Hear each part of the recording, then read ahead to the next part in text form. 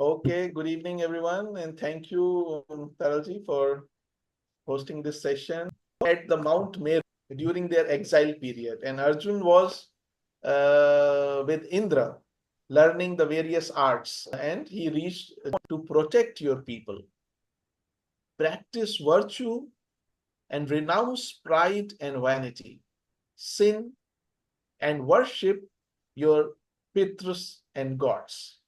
And whatever has been done due to ignorance or carelessness, expiated by charity. Doing this, you rejoice and happy.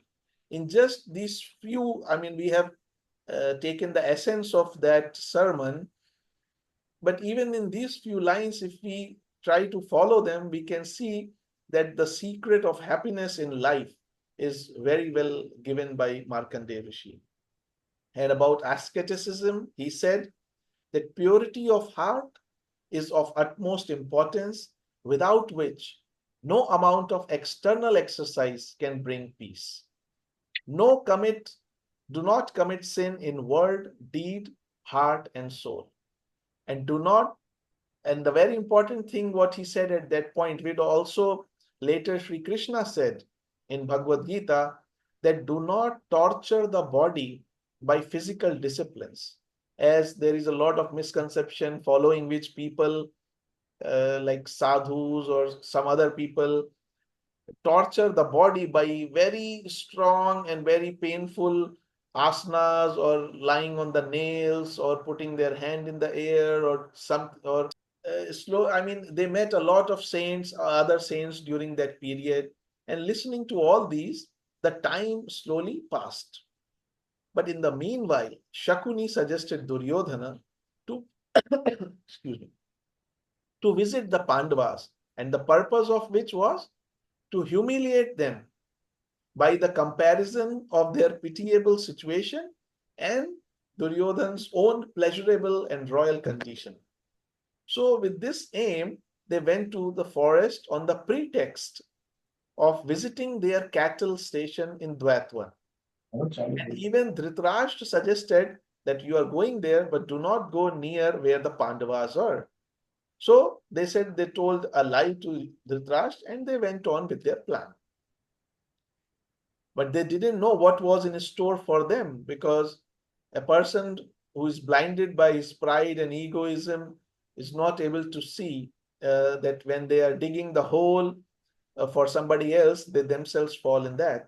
So as they were about to enter the Dwatwan, the Gandharvas forbade their entry, because the king of Gandharvas had come there and had closed the wood against all comers. And then a conflict broke out, and the Kuru army, that is Duryodhana's army, was routed, including Karna.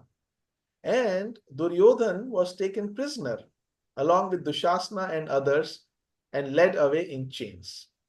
Now, seeing this, one of the soldiers of Duryodhan's army went to nearby Pandavas for help, which initially Bhim refused, but still, after that, keeping their cool mind, they agreed to help after Yudhishthira convinced them. When they went to help them, it turned out that the Gandharv that was doing this was Chitrasen, who was Arjuna's friend when he was in the heaven with Indra. And he did this to Duryodhana especially to punish him due to his evil act of humiliating the Pandavas. He handed over the captives to Yudhishthir, who freed them after giving words of wisdom. Now, this made Duryodhana heartbroken. And because he was feeling that he went there to humiliate Pandavas, and actually now his life is basically due to the pity or the forgiveness of Pandavas. So when Karma thought that he had returned victorious, Duryodhana explained everything to him, and he wished to end his life. He was so much feeling embarrassed, and he thought he will make Dushasan in charge, but Dushasan refused to do so, and then he requested Duryodhana to please change his mind. And although Karna tried to convince Duryodhana that Pandavas did not do any favor to him, that knowing that the death of Duryodhana will make them weaker in the battle against the gods, which is going to come. They explained to him the folly, the mistake of suicide at the psychic level, and they promised to support him in the war, making him victorious and rule the world. So, somewhat cheered by these promises, Duryodhana returned to Hastinapur with his armies. Then, after this incident, Karna started to compensate or to show his bravery, or to, his friendship, to prove his friendship with Duryodhana. He started going around conquering country after country, putting them under rule of Duryodhana, and he did great sacrifice Vaishnav. But what he wanted to do was Rajsuya sacrifice, Rajsuya Yagya, which he could not do until Yudhishthira was alive. So Karna, and also he will not refuse anything to anyone. Now, of this vow, the benefit was taken by Indra, who in the form of a Brahmana came to him and asked him his impenetrable armor and the earrings, if due to which it was almost or very, very difficult to defeat him when he is fighting in his full senses. Because he lost to Gandharvas because he himself was kind of intoxicated and was not in full senses. So Indra, as part of conspiracy, took his armor which were attached to his body as a gift from the sun god. But here we see that although Karna knew that this was Indra, because in the dream in the last night he had a dream in which sun god tells him that this will happen, is still to honor his words and his vow, he gave something which was very, very valuable to him. And when he did this sacrifice, Indra could not stop giving him a boon to ask anything from him in return. And then he said, I cannot ask because then it will be a trade. So in return, Indra gave himself the power of thunderbolt to Karna, but with the condition that he can only use it once.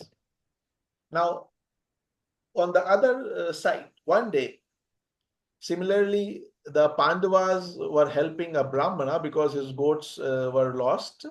So they were looking around for them and they became very thirsty.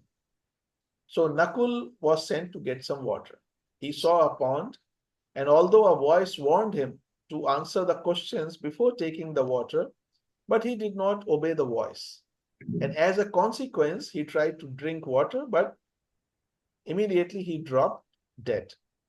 The same thing happened to Sahadeva, then Arjun, and then Bhim, who came looking after one another.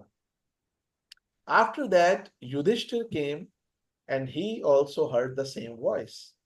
And although he was very sad and angry to slay the slayer of his brothers, yet Yaksh, who was in the form of a crane, a bagula, who was in charge of the pond. And Yudhishthira answered all his questions to his satisfaction, to which Yaksh gave him the boon. Now, you see how a person is tested on one after the other, and that's how the people or the also you can choose. Maybe he could have chosen, he should have asked Arjuna or Bhima for resurrection. But then Yudhishthira replied that abstention from injury is the highest virtue, that is non-violence, and that neither of his, and he desired to act equally towards both the mothers. So, as the son of Mother Kunti, he himself was alive. So, as a son, one son of the other mother who was Madri, Nakul or Sahadev, one of them he wanted to resurrect. And Nakul, of course, the one of them he chose. And then the Yaksha shown his true self as god of justice, and he gave him a boon. And you see, very often we think of boons like we expect or to be lucky. We want to be fortunate that whatever we do, we should get success in all our efforts. But the success or the fulfillment of our desires, aspirations, or things like that are basically rooted in how much in alignment we have lived our life to the laws of nature. And so the God, Lord of Justice, gave him a boon that again test, you see, is still when he asked him a boon, Yudhishthir did not ask for anything else. He said that the problem of the Brahmana who we were trying to resolve, please, all his problems of the cattle are resolved. But the Yaksha said to this, he said that it was he himself who created the whole situation to test Yudhishthir. And so, as the other boon, then Yudhishthir asked that no one should be able to recognize them during their exile for an year. And Yaksha assured him and suggested them to go and live in the kingdom of Virat and assume the following disguises. Yudhishthir as the Kank Brahman who knows the dice and as a courtier, Bhim as Vallabh as a cook and a wrestler, Arjuna as eunuch, Brennala, and teach music and dancing, which now we remember Arjuna also had a curse from when he was in the heaven, and he got a curse. Excuse me. Sorry. Hello. Yeah, there is one Madhvi Sharma, and this font is coming blue color called. Can you see it? Yeah, I can see it is coming. Maybe it is coming. Some Madhvi Sharma, please आपका जरा control देखिए, क्योंकि उसमें नाम लिखा हुआ आ रहा है माधवी शर्मा और ये कलर्स आ रहे हैं, मैं रिमूव नहीं कर पा रहा हूँ। हाँ, आपको वो टूल्स में जाके Madhavi Sharma ji please unmute yourself. क्या कोई बच्चा बैठा है आपके साथ? क्योंकि पूरा डिस्टर्ब हो रहा है उससे। क्लियर टूल्स में आप जा सकते हैं? हाँ, टूल्स में मैं हूँ। एनोटेट रबर लीजिए, रबर उसमें। हाँ, रबर लेके मिटाना पड़ेगा। हाँ, गया। Thank you sir. Sorry to interrupt, but it was really great. No. For me, it Again, also. Madhvi Sharma name has come. हाँ. माधवी जी प्लीज, अगर आप नहीं है वहां पर तो कंट्रोल कीजिए। Yes please go head Shikhar ji. हाँ. So we were talking about Arjuna already had a curse. So, I mean, it was perfect for him to use this 1 year as use that curse. Nakul as Granthika, that is the keeper of Virat's horses, and Sahadev as Tantipal, who would tend his kind, and Draupadi as Sarandri, a superior waiting maid and companion to the queen of Virat. So this disguise, they were all planning to spend their exile period of 1 year. So again, the life is always bringing up challenge. So all 6 of them approached the city of Virat, and in a huge tree near the cemetery, they hid their weapons and they hanged the corpse near the tree so that people will feel afraid and then nobody will come near to the tree and their weapons will be safe. Then Yudhishthir prayed to goddess Durga, who appeared and blessed him and promising protection and success. All of them then got the work as they planned and thus started the 13th year. And about 10 months later, it so happened that the brother of Queen of Virat, Sudeshna, the brother Kichak, who was also the Senapati or the head of army of the king, he felt attracted to Sarandri, that is Draupadi's. And at that night, Draupadi expressed her feelings to Bhim and told him that if Kichak is not killed, she will kill herself the next day. To this, Bhim told her to make an appointment with Kichak in a deserted hall in the night. And then when he came, Bhim would kill country and face the and captured in turn Susharman. In the meanwhile, on the other side, Kauravas were seizing the cattle of Virat, to prevent which there was nobody else left, only the young prince in the palace who was Uttar. And he bravely said that he would go if he had a charioteer. So to which Brihanala, which means Arjun, agreed, that saying that she was the charioteer of Arjun. Upon reaching the battlefield, the young prince's courage failed and he tried to run away from the battlefield, but Brihanala stopped him. Brihanala took him to that tree. There, Arjun took out all the weapons, and then he asked Uttar to be the charioteer, and has a happy note. And with this, we come to the end of the first session. Yes, Mrinal ji, you can go ahead. I'll give you intro. Archana ji, thank you Shikhar जी.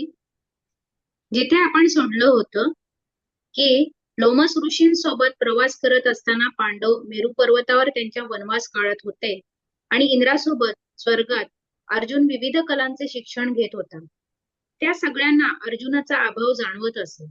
जोपर्यंत एके दिवशी इंद्राचा रथ आकाशातून चमकत खाली आला आणि शस्त्रधारी व मुकुट घातलेला अर्जुन त्यात होता. दीर्घ कालावधीनंतर अर्जुनाच्या यशस्वी शोधानंतर सम्मिलित होऊन त्यांना फार आनंद झाला. वर्षे जाऊ लागली आणि 12व्या वर्षी ते पुन्हा काम्यवनात परतले आणि तिथे श्रीकृष्ण त्यांना भेट. मग महान ऋषी मार्कंडेय प्रकट झाले आणि त्यांचा सन्मान करून श्रीकृष्णांनी त्यांना शासक, सद्गुणांचा अभ्यास करा आणि अक्त करा, असे केल्याने तुम्हाला आनंद व समाधान मिळेल. तपस्येबद्दल ते म्हणतात, अंतःकरणाची शुद्धता सर्वात महत्वाची आहे. त्याशिवाय कोणतीही बाह्य साधना मनःशांती आणू शकत नाही. शब्द, कृती, मन व आत्म्यात पाप करू नका. शारीरिक तपस्या करून शरीराला त्रास देऊ नका. सर्वांवर दयाळूपणा ठेवावा. हे सर्व ऐकून वेळ कसा निघून गेला ते कळले नाही. दरम्यान शकुनीने दुर्योधनाला पांडवांना भेटण्याचा आणि त्यांची दयनीय स्थिती व आपली आनंदमयी स्थिती यांची तुलना करून त्यांना लज्जित करण्याचा सल्ला दिला.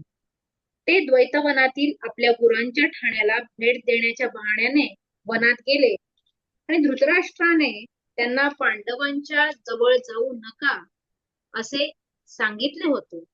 त्यांनी खोटे बोलून आपली योजना पुढे नेली. ते द्वैतवनाच्या प्रवेशद्वाराजवळ पोहोचले असता गंधर्वांनी त्यांना प्रवेश न करण्याचा आदेश दिला. कारण गंधर्वांचा राजा तेथे आला होता आणि त्याने सर्व आगंतुकांवर बंदी घातली होती. संघर्ष उफाळून आला आणि कौरवांची सेना पराभूत झाली, ज्यात दुर्योधन व इतरांना बंदी करून साखळ्यांनी बांधले गेले. त्यामुळे कौरव सेना मदतीसाठी जवळच असलेल्या पांडवांकडे गेली, ज्यावर भीमाच्या सुरुवातीच्या नकारानंतर युधिष्ठिराने त्यांना पटवून दिल्यानंतर त्यांनी मदत करण्याचे मान्य केले. परंतु हे असे होते की तो गंधर्व चित्रसेन होता, अर्जुनाचा मित्र, आणि त्याने पांडवांचा अपमान केल्याबद्दल दुर्योधनाला शिक्षा करण्यासाठी असे केले होते. त्याने युधिष्ठिराकडे कैदी सुपूर्द केले, ज्यांनी त्यांना सुटकेच्या शब्दांसह मुक्त केले. दुर्योधन खिन्न मनाने परतला आणि जेव्हा कर्णाला वाटले की तो विजयी होऊन परतला आहे, तेव्हा दुर्योधनाने त्याला सर्व काही सांगितले व आपले जीवन संपवायची इच्छा व्यक्त केली. दुःशासनाने त्याला तसे करू नये म्हणून लगोलग विनंती केली व त्याचे मन बदलावे असे म्हणाले. कर्णाने दुर्योधनाला पांडवांनी फक्त सम्राटाची सेवा केली आहे हे पटवून देण्याचा प्रयत्न केला. तरीही दुर्योधन आपले शरीर सोडण्याचा निर्धार सोडत नव्हता. त्याच वेळी दानव आणि दैत्यांच्या प्रचंड सैन्यांनी जाणले की दुर्योधनाच्या मृत्यूमुळे त्यांचे देवांशी युद्धात सामर्थ्य कमी होईल. त्यांनी दुर्योधनाला आत्महत्येच्या मूर्खपणाचे स्पष्टीकरण दिले. त्यांनी युद्धात त्याला पाठिंबा देण्याचे वचन दिले, ज्यामुळे तो विजय मिळवेल आणि जगावर राज्य करेल. या वचनांनी उत्साहित होऊन दुर्योधन आपली सेना घेऊन हस्तिनापूरला परतले. त्यानंतर कर्णाने एक एक देश जिंकत दुर्योधनाच्या अधिपत्याखाली आणले. आणि त्याने वैष्णव यज्ञ केला. पण त्याला राजसूय यज्ञ करायचा होता, जो युधिष्ठिर जिवंत असेपर्यंत शक्यनाची मदत करताना पांडव जंगलात खूप तहानले होते. नकुलाला पाणी आणायला पाठवले. त्याने एक तलाव पाहिला. तेव्हा एक आवाज आला की पाणी घेताना पहिले प्रश्नांची उत्तरे दे. पण नकुलाने ते ऐकले नाही आणि मग तो मृत होऊन पडला. तसेच सहदेव, अर्जुन आणि भीमासोबतही घडले, जे एकमेकांचा शोध घेत आले होते. नंतर युधिष्ठिर आला आणि त्याने तोच आवाज ऐकला. भावांच्या मृत्यूमुळे तो खूप दुःखी आणि संतप्त होता.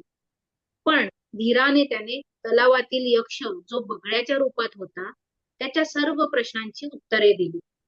यक्षाने त्यावर समाधान पाहून एका भावाला पुनरुज्जीवित करण्याचे वरदान दिले. युधिष्ठिराने आपल्या सावत्र भावाला नकुलाला निवडले. ज्यावर यक्षाने त्याला विचारले की अर्जुन किंवा भीम यांना का नाही निवडले. युधिष्ठिराने उत्तर दिले की अहिंसा सर्वात मोठा सद्गुण आहे आणि त्याच्या वडिलांच्या कोणत्याही पत्नीला संतती वाचून राहू द्यायचे नाही आणि दोन्ही आईंशी समान वागावे ही त्याची इच्छा आहे. हे ऐकून यक्षाने सर्व भावांना पुनरुज्जीवित केले आणि स्वतःला न्यायाचा देव म्हणून प्रकट केले. त्याने युधिष्ठिराला एक वरदान दिले, ज्यावर युधिष्ठिराने ब्राह्मणाच्या समस्येचे निराकरण करण्याची विनंती केली. यावर यक्षाने सांगितले की त्याने युधिष्ठिराची परीक्षा घेण्यासाठी संपूर्ण परिस्थिती निर्माण केली होती आणि त्याने त्याला आणखी एक वरदान दिले. युधिष्ठिराने मागितले की त्यांच्या वनवासातील शेवटच्या अज्ञात वर्षात त्यांना कोणीही ओळखू नये. यक्षाने त्याला आश्वासन दिले आणि विराटाच्या राज्यात जाऊन विविध रूपे धारण करून राहण्याचा सल्ला दिला. युधिष्ठिर कंक ब्राह्मण बनेल, जो फाशांचा खेळ जाणणारा दरबारी होईल. भीम बल्लव बनेल, जो स्वयंपाकी आणि कुस्तीगीर होईल. अर्जुन एक किन्नर बनून संगीत आणि नृत्य शिकवेल. नकुल ग्रंथिक बनेल, जो विराटाचे घोडे सांभाळेल. सहदेव तंतीपाल बनून गोठ्याची देखरेख करेल आणि द्रौपदी सैरंद्री बनून विराटाच्या राणीची दासी बनेल. ते सर्व विराटाच्या नगरीत पोचले आणि स्मशानाजवळच्या एका मोठ्या वृक्षावर त्यांनी आपली शस्त्रास्त्रे लपवली. झाडावर एक प्रेत टांगले, जेणेकरून कोणीही तिकडे येऊ नये. नंतर युधिष्ठिराने दुर्गादेवीची प्रार्थना केली, जिने आशीर्वाद दिला आणि संरक्षण व यशाचे आश्वासन दिले. त्यानुसार सर्वांना त्यांनी ठरवलेल्या कामांवर ठेवले गेले आणि 13वे वर्ष सुरू झाले. सुमारे 10 महिन्यानंतर विराटाची राणी सुदेशना हिचा भाऊ कीचक सैरंद्रीकडे आकर्षित झाला आणि तिला आपली पत्नी बनवण्याची इच्छा व्यक्त करू लागला. तिचे गंधर्वांशी लग्न झाल्याचे सांगून त्याची बहीण सुदेशना त्याला सावध करू लागली. पण तरीही कीचकाने मद्य आणण्याच्या निमित्ताने बहिणीकरवी तिला राजवाड्यात बोलावून तिच्याशी गैरवर्तन करण्याचा प्रयत्न केला. तेव्हा द्रौपदीने त्याला ढकलून पळ काढला आणि राजदरबारात जाऊन राजा विराटाकडे हस्तक्षेप करण्याची विनंती केली. पण कीचक सेनापती आणि राणीचा भाऊ असल्याने राजा काही करू शकला नाही. कंकाने सूचकपणे सैरंद्रीला दरबार सोडून राणी सुदेशण्याच्या महालात जायला सांगितले आणि सर्व काही तिच्या गंधर्व पतींवर सोडण्याचा इशारा दिला. रात्री द्रौपदीने भीमाजवळ आपल्या भावना व्यक्त केल्या की जर कीचक मारला गेला नाही तर ती दुसऱ्या दिवशी आत्महत्या करेल. भीमाने तिला एका निर्जन सभागृहात कीचकाची भेट ठरवायला सांगितली, जिथे भीम त्याला ठार मारेल, आणि तसेच घडले. चला, कीचकाच्या मृत्यूची बातमी पसरली आणि शेजारच्या त्रिगर्त देशाचा राजा सुशर्मणाने त्रिगर्तांसह कौरवांच्या मदतीने मत्स्य देशावर आक्रमण केले आणि विराट राजाला सुशर्मणाने बंदी बनवले. मग युधिष्ठिर, भीम, नकुल, सहदेव लढायला आले. भीमाने विराटाची मुक्तता करून सुशर्मणाला पकडले.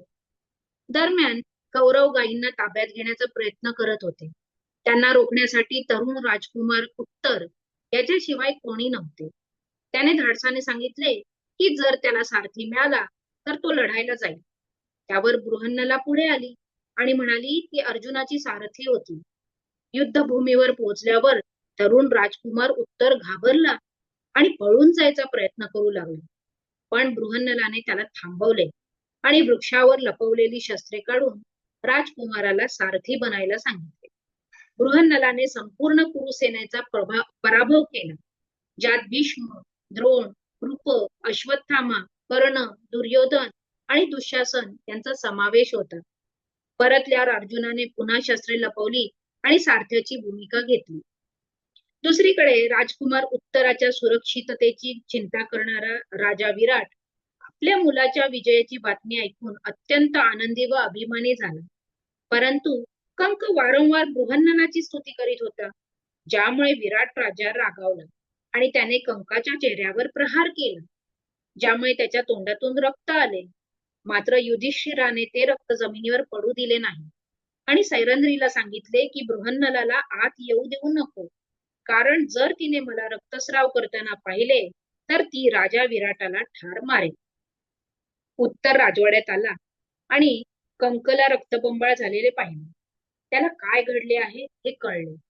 त्याने आपल्या वडिलांना माफी मागण्यास सांगितले. जेव्हा सर्वांनी विचारले की तो कसा जिंकला, तेव्हा त्याने सांगितले की एक दिव्य युवक आला आणि त्याने एकट्याने सर्वांशी लढून युद्ध जिंकले. शेवटी आनंदाचा तो सकाळचा दिवस आला, जेव्हा 13वे वर्ष संपले आणि 5ही पांडव शुभ्र वेशात आणि अलंकारांनी सजलेले राजा विराटाच्या दरबारात आले आणि राजांसाठी राखून ठेवलेल्या आसनांवर बसले.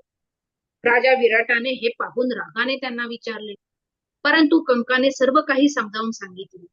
सत्य लक्षात आल्यावर राजा विराटाने त्यांचे आनंदाने स्वागत केले आणि आपल्या मुलीचे उत्तरेचे अर्जुनाशी लग्न लावून देऊ इच्छिले. परंतु अर्जुनाने तिचा स्वतःसाठी स्वीकार न करता अभिमन्यूसाठी केला आणि तिचे लग्न अभिमन्यूशी झाले. शेजारील देशांचे राजे श्रीकृष्ण, सुभद्रा आणि अभिमन्यू यांच्या उपस्थितीत हा विवाह सोहळा पार पडला आणि वनवासाचा शेवट आनंदाने झाला. इथे भाग पहिला संपतोय. धन्यवाद. बहुत बहुत धन्यवाद, एकदम सही समय पर किया. और अर्चना जी, आपसे मैं गुजारिश करूंगा कि आप पार्ट 1 चालू करें इन हिंदी. धन्यवाद मृणाल जी और शिखर जी. अब हम आगे बढ़ते हैं महाभारत में. थोड़ा आगे हमने कहाँ तक छोड़ा था वो देख ले. पांडव अपने निर्वासन काल के दौरान लोमसा ऋषि के साथ यात्रा करते समय मेरु पर्वत पर पहुंच चुके थे और अर्जुन उस तरफ इंद्र के साथ विभिन्न कलाएं सीख रहा था.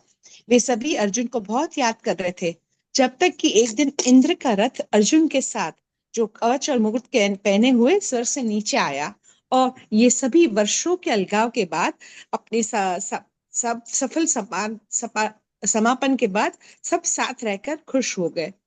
साल बीतते गए और 12 वर्ष के लिए वे काम्यक वन में लौट आए और वहां श्री कृष्ण उनसे मिलने आए और दुर्योधन पर हमला करने के लिए बलराम के नेतृत्व में अपनी सेना की पेशकश करके युधिष्ठिर का प्रशिक्षण किया, लेकिन उन्होंने इनकार किया और 13 वर्ष के वनवास पूरे होने पर उनकी मदद लेने का वादा किया. तब महान ऋषि मार्कंडेय प्रकट हुए और उनका विधिवत सम्मान करके श्री कृष्ण ने उनसे प्रार्थना की कि वे उन्हें धार्मिक आचरण के शाश्वत नियम बताएं, जिनके द्वारा राजा, महिलाएं और संत निर्देशित होते हैं. हम उनके द्वारा कही गई कई बातों में से कुछ पर नजर डाल सकते हैं. उन्होंने कहा, युधिष्ठिर को सभी प्राणियों के प्रति दयालु और प्रेम पूर्ण रहें और किसी का तिरस्कार न करें. वाणी में सच्चे रहे, विनम्र रहे, भावनाओं पर नियंत्रण रखे और अपने लोगों की रक्षा के लिए सदा समर्पित रहें. सदाचार का अभ्यास करे एवं घमंड और पाप का त्याग करे और अपने देवताओं की पूजा हमेशा करे और जो कुछ अज्ञान या असावधानी से हो गया हो उसका प्रायश्चित दान से करें. ऐसा करने से युधिष्ठिर को उन्होंने बताया कि तुम आनंदित और प्रसन्न रहते हो. उन्होंने ये भी बताया, तप, हृदय की पवित्रता अत्यंत महत्वपूर्ण है, जिसके बिना कोई भी भारी व्यायाम शांति नहीं ला सकता. वचन, कर्म, हृदय और आत्मा से पाप न करे. शारीरिक अनुशासन द्वारा शरीर को कष्ट न दे और सभी पर दया रखे. ये सब सुनते सुनते समय बीतता गया और इस दौरान शकुनी ने दुर्योधन को पांडवों के पास जाने और उनकी दयनीय स्थिति और अपनी सुखद स्थिति की तुलना करके उन्हें अपमानित करने का सुझाव दिया. वे द्वैतवन में अपने मवेशियों के स्थान का दौरा करने के बहाने जंगल में गए और यहाँ तक कि धृतराष्ट्र ने भी पांडवों के वहां न जाने का सुझाव दिया। उन्होंने झूठ बोला और अपनी योजना पर चलते रहे। जैसे ही वे द्वैतवन में प्रवेश करने वाले थे, गंधर्वों ने उनके प्रवेश पर रोक लगा दी, क्योंकि गंधर्वों के राजा वहां आए थे और उन्होंने सभी आने वालों के लिए जंगल बंद कर दिया था। एक संघर्ष छिड़ गया और कर्ण सहित कुरु सेना हार गई और दुर्योधन को, दुशासन को और अन्य लोगों को बंदी बना लिया, जंजीरों में बांध कर ले जाया गया। इसके चलते कुरु सेना मदद के लिए पास के पांडवों के पास गई। भीम के शुरुआती इनकार के बाद युधिष्ठिर के समझाने पर वे मदद के लिए तैयार हो गए, लेकिन ये पता चला कि गंधर्व अर्जुन का मित्र चित्रसेन था और उसने पांडवों को अपमानित करने के अपने बुरे कृत्य के कारण दुर्योधन को दंडित करने के लिए ये सब किया था। उन्होंने बंदियों को युधिष्ठिर को सौंप दिया, जिन्होंने ज्ञान की बातें देकर उन्हें मुक्त कर दिया। दुर्योधन टूटे हुए मन से चला गया और जब कर्ण को लगा कि ये विजयी होकर लौटा है, तो उसने दुशासन को अपना जीवन समाप्त करने की इच्छा से सब कुछ समझाया, जिसने तुरंत ऐसा करने से इनकार कर दिया और दुर्योधन से अपना मन बदलने का अनुरोध किया। हालांकि कर्ण ने उसे समझाने की कोशिश की कि पांडवों ने केवल सम्राट के प्रति अपना कर्तव्य निभाया है, लेकिन फिर भी दुर्योधन अपना शरीर छोड़ने पर आमदा था। तब दानवों और दैत्यों की भयंकर सेना ये जानते हुए कि अगर दुर्योधन की मृत्यु हो जाती है तो वे देवताओं के साथ के युद्ध में कमजोर हो जाएंगे, उन्होंने उस आत्महत्या की मूर्खता के बारे में समझाया। उन्होंने युद्ध में उसका साथ देने और उसको विजयी बना के दुनिया पर राज करने का वादा किया। इन वादों से प्रसन्न होकर वो अपनी सेनाओं के साथ हस्तिनापुर लौट आए। तब कर्ण ने एक के बाद एक देश को जीतना शुरू कर दिया और उन्हें दुर्योधन के अधीन कर दिया। और उसने एक महान वैष्णव यज्ञ भी किया, लेकिन वह तो राजसूय यज्ञ करना चाहता था, पर युधिष्ठिर के जीवित रहने तक वह नहीं कर सकता था। इसीलिए कर्ण ने प्रतिज्ञा ली कि जब तक वह अर्जुन को नहीं मार देगा, वह मांस नहीं खाएगा, किसी को अपने पैर धोने की अनुमति नहीं देगा और तीसरा, किसी को कुछ भी देने से इनकार नहीं करेगा। ये तीसरी उसकी जो इच्छा थी, उसका लाभ इंद्र ने बहुत खूब उठाया और ब्राह्मण के रूप में उससे मांग की। उसके जो अभेदय कवच और कुंडल थे, उसके शरीर जो भगवान सूर्य ने उसके उपहार के रूप में दिए थे, वो उसने मांग लिए। और मगर बदले में इंद्र को कुछ देना तो जरूरी था, तो उन्होंने उनको वज्र की शक्ति दी, मगर एक शर्त थी उसमें कि जिसका उपयोग वो केवल एक ही बार कर सकेगा। एक दिन एक ब्राह्मण की सहायता, जिसकी कुछ भेड़ बकरियां गुम गई थी, उसकी सहायता करने के समय पांडवों को जंगल में बहुत प्यास लगी और नकुल को पानी लाने के लिए भेजा गया। उसने एक तालाब देखा और हालांकि एक आवाज ने उसे पानी लेने के पहले सवालों के जवाब देने की चेतावनी दी, लेकिन उसने उसकी आवाज की मानी नहीं और परिणाम स्वरूप नकुल वहीं मर गया। सहदेव, अर्जुन और भीम के साथ भी यही हुआ, जो एक दूसरे की देखभाल करते हुए आए थे। फिर युधिष्ठिर ने उसने आकर वही आवाज सुनी और हालांकि अपने भाइयों के हत्यारे को मारने के लिए वो बहुत दुखी और क्रोधित था, फिर भी उसने धैर्यपूर्वक वो बगुले के रूप में जो यक्ष था उसके सवालों का जवाब दिया। बगुला जो तालाब का प्रभारी था, युधिष्ठिर ने उसके सभी प्रश्नों का संतुष्टि पूर्वक उत्तर दिया, जिसके बाद यक्ष ने युद्ध वरदान दिया।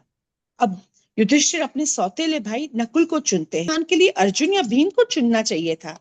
तब धर्मराज युधिष्ठिर ने उत्तर दिया कि चोट से बचना सर्वोच्च गुण है और उनके पिता की कोई भी पत्नी निसंतान नहीं रहनी चाहिए, और वह दोनों माता कुंती और माद्री के प्रति समान व्यवहार करना चाहते थे। ये सुनकर यक्ष ने अन्य सभी को पुनर्जीवित कर दिया और न्याय के देवता के रूप में अपना असली स्वरूप दिखाया। और उन्होंने और उसे एक वरदान दिया, जिससे युधिष्ठिर ने अनुरोध किया कि तब युधिष्ठिर ने अपना कुछ मांगने के बजाय ब्राह्मण के लिए मांगा कि ब्राह्मण की समस्या का समाधान हो जाए। इस पर यक्ष ने कहा कि उन्होंने तो युधिष्ठिर की परीक्षा लेने के लिए ही ये सारी परिस्थिति रची थी, और युधिष्ठिर को एक और वरदान दिया गया। युधिष्ठिर ने अनुरोध किया कि 1 वर्ष तक उनके निर्वासन के दौरान कोई भी उन्हें पहचान ना सके और यक्ष ने उन्हें आश्वस्त किया कि विराट के राज्य में जाकर रहें और वहां जाके रहने का सुझाव दिया और भेष भी बदले। यहाँ उन्होंने भेष बदला। युधिष्ठिर ने कंक ब्राह्मण के रूप में, जो पासा खेलना जानता था और एक दरबारी का रूप भी था। भीम वल्लभ के रूप में एक रसोइया और पहलवान। अर्जुन एक हिजड़े के रूप में, बृहन्नला के रूप में संगीत और नृत्य सिखाते हैं। नकुल विराट के घोड़ों की ग्रंथिका के रक्षक के रूप में। सहदेव तंतीपाल के रूप में अपनी गायों की देखभाल करते थे। और द्रौपदी सैरंध्री के रूप में एक श्रेष्ठ प्रतीक्षा दासी और विराट की रानी की साथी बनी। ये छहों ने विराट शहर का रुख किया और एक कब्रिस्तान के पास एक विशाल पेड़ में भाइयों ने अपने सारे हथियार छिपा दिए। पेड़ पर एक शव भी लटका दिया ताकि कोई उसके पास ना आ सके। फिर युधिष्ठिर ने देवी दुर्गा से प्रार्थना की, जिन्होंने प्रकट होकर उन्हें सुरक्षा और सफलता का वादा किया। उन सभी को उनकी योजना के अनुसार काम मिल गया और इस तरह 13वें वर्ष की शुरुआत हुई। लगभग 10 महीने के बाद ऐसा हुआ कि रानी सुदेशना का भाई कीचक सैरंध्र के प्रति आकर्षित हो गया और उसे अपनी पत्नी बनाना चाहता था।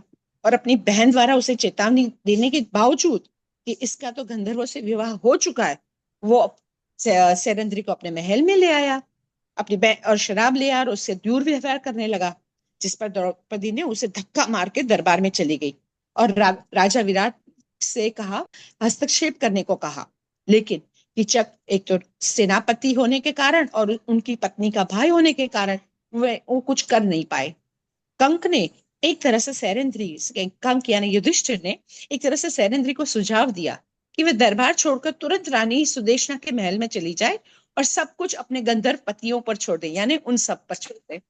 रात में द्रौपदी ने भीम से अपनी भावनाएं व्यक्त की कि यदि कीचक को नहीं मारा गया तो वो अगले दिन खुद को मार डालेगी।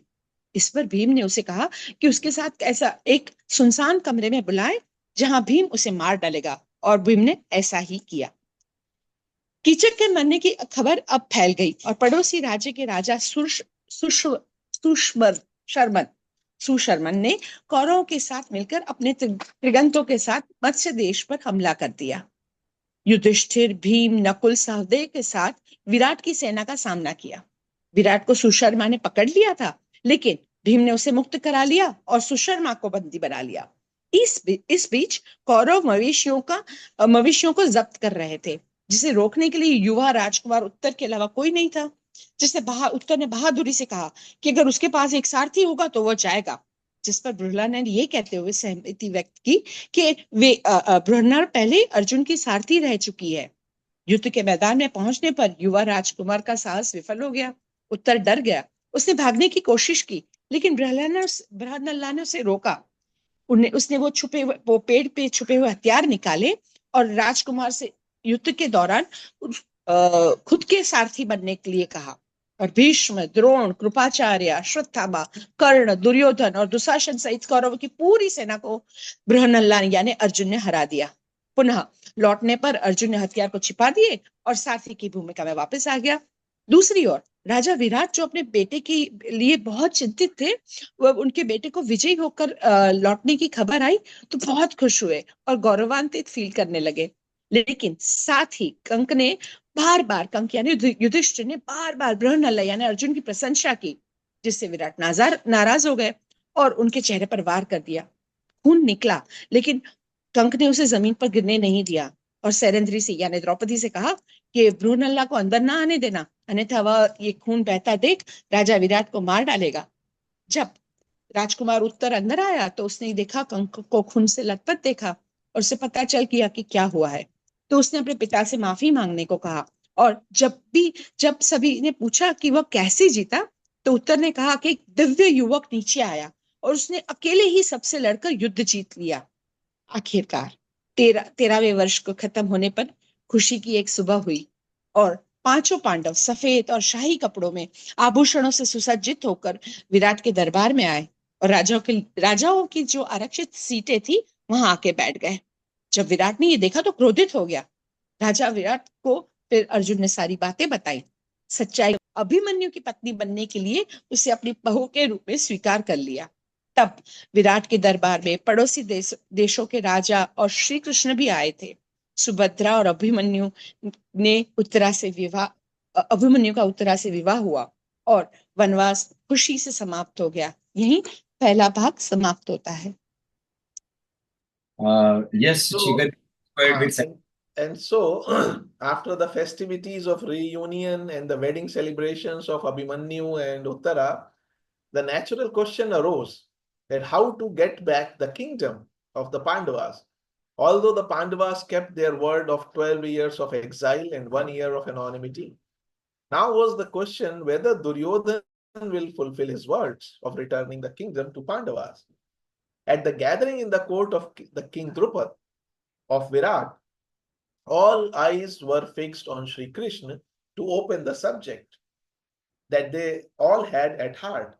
And considering all the options in harmony with the rules of righteousness and propriety, Sri Krishna advised to send an ambassador to Dhritarashtra, who could beseech him mildly to give half kingdom to Yudhishthir, and at the same time to get in touch with the surrounding kings and treating their alliance in case of a war. So, two-way approach Sri Krishna suggested. The priest of Drupad was selected for this purpose, and he was sent, while the warriors from all parts began to assemble to take their respective sides. Both Duryodhan and Arjuna also knew this, so both of them desired to secure the alliance of the mighty Yadav clan or Sri Krishna. So they both went to meet him. Duryodhan haughtily seated himself on a handsome throne at the head of the bed, while Arjun was bowing humbly to Sri Krishna, who was sleeping near his feet. So he stood there with joined hands. Upon waking up, Sri Krishna saw Arjuna first, and then he saw Duryodhana. Upon asking the reason of the visit, Duryodhana spoke first for his help in the war, and the same requested by Arjuna. Although Duryodhana came first, but since Sri Krishna saw Arjuna first, so he said he offered his help to both, but since he has seen Arjun first, Arjun has the right to ask for the help, and he offered the army of 10 crores of his mighty soldiers on one side, and on the other side himself, Sri Krishna, unarmed and not fighting. Now this was again a test for Arjun, and Arjun, being the younger, had the right of choice, but without a moment's hesitation, he chose Sri Krishna, while Duryodhan joyfully accepted the powerful army, thinking that how stupid was Arjun, and taking that army which fell to his share. Arjun's long pending wish of having Sri Krishna as his charioteer was fulfilled in this manner. And the Pandavas were glad, because where Sri Krishna is, there is victory. And Balram, on the other hand, refused to fight on either of the sides. Now, in the same light, Duryodhan cleverly entrapped Pandava's uncle Shalya, king of Madra, who was the brother of the mother of Nakul and Sahadeva, Madri, to fight on his side by erecting the pavilions on Shalya's way to join the Pandavas, where he was splendidly entertained, but without telling the identity of the host. And upon being asked who had arranged all this, at the end, Duryodhan presented himself. And on being offered anything he wished, he requested Shalya to fight from his side. So, in a way, Shalya found himself to be entrapped. So, and Shalya told this to Pandavas, how he was tricked by Duryodhana. Yudhishthir agreed with his actions, but he took a promise that if he becomes the charioteer of Karna in a combat with Arjun, he would discourage Karna and protect Arjun by constant the praise of his enemy, by damping the spirits of Karna, which really happened. In the meanwhile, Drupad's priest pled for justice in Dhritarashtra court, supported by Bhishma and Dronacharya and Vidur and Kripachar. But Bhishma was rudely interrupted by Karna, as a consequence of which Duryodhan intervened, dismissing the priest courteously with the message. Dhritarashtra intervened, dismissing the priest courteously with message that he would send Sanjay to the Pandavas after due deliberation. Now, Sanjay was sent with many complimentary messages to the injured Pandavas, but Dhritarashtra promised no redress, and Sanjay, in delivering these, could only urge peace on general principles. So Yudhishthir replied somewhat sternly that no one wished for war, but that the king and his sons were forcing it by the denial of justice, and let Indraprastha be given to the Pandavas. So on the suggestion of Sanjay to avoid war at any cost, Sri Krishna, upon request from Yudhishthir, said that justice lay with the Pandavas and they cannot quit the duty of the Kshatriya, and concluded by saying that he himself would go to the Kurus, that is Dhritarashtra, to try to bring about an agreement. Otherwise, would war inevitably ensue.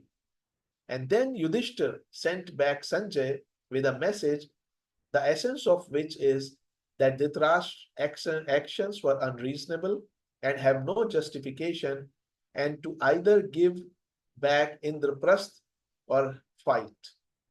Along with some loving words for Drona, Bhishma, and Vidur, a message of forgiveness to Duryodhan was sent by Yudhishthir through Sanjay. Now, there was a long and discordant discussion after Sanjay's return in the court of Dhritarashtra. Bhishma and Drona were against the war, but Dhritarashtra, as he always did, turned to his sons, Duryodhan's suggestion and advice, who felt certain of victory by seeing the size of his army and the warriors like Bhishma, Dronacharya, Karna, Kripacharya, Ashwathama on his side, and he himself. And upon being asked for his opinion, Sanjay begged that Gandhari and Vyas, Rishi Vyas, might be sent for. And in their presence, he told Dhritarashtra and Duryodhana that Vasudev is the lord of time and death, and wherever he is, victory follows. But still Duryodhana did not budge. In despair, both father and mother reproached him, and Rishi Vyas made the king himself yield to Janardana, that at least listen to the advice of Sri Krishna. But it didn't happen, and in the month of Kartika, Sri Krishna set out on his momentous mission to Hastinapur in spite of Yudhishthir's concern for his safety. And when Duryodhana heard of this, since he knew that Sri Krishna also has a very powerful kingdom and his personality, he wanted to, have him on his side. So he ordered most splendid preparations for his arrival. Duryodhana erected magnificent pavilions at various stages, but Keshav passed by them all without even casting a single glance at them. And having done due homage to the king, first he went to the house of Vidur, and there he saw the bereaved mother Kunti of the Pandavas. And after a natural outbreak of grief, the heroic spirit of the Kshatriya spoke out in Kunti, and she sent to each of her sons a stirring message that the time for the event has come in view, for which a Kshatriya woman bring forth a son. If you allow the time to sleep without you achieving anything, then though at present you are respected by all the world, you will be only that which would be regarded as contemptible. And if contempt touches you, I will abandon you forever. When the time comes, even life, which is so dear, should be laid down. So this was Kunti's message of basically a call for war if the justice was not done towards her sons. And after comforting Kunti, Sri Krishna went to see Duryodhana, but on being offered the food, he refused to eat. Duryodhana spoke gently but with deceitful purpose and asked why. And Sri Krishna answered that an ambassador eat only after their missions are successful.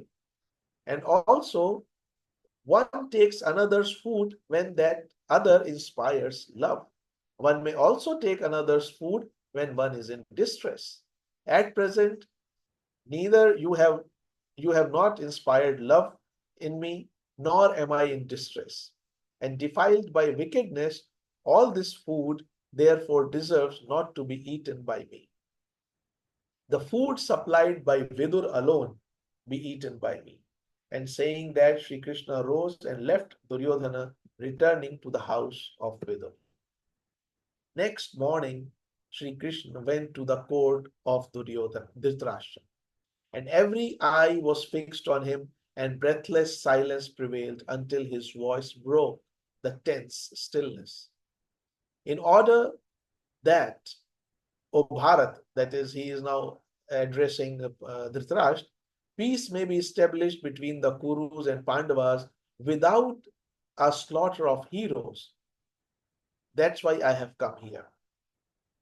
He began with soothing words, showing Dhritarashtra the advantages of having a big, large joint family of warriors and the disadvantages of losing either one side.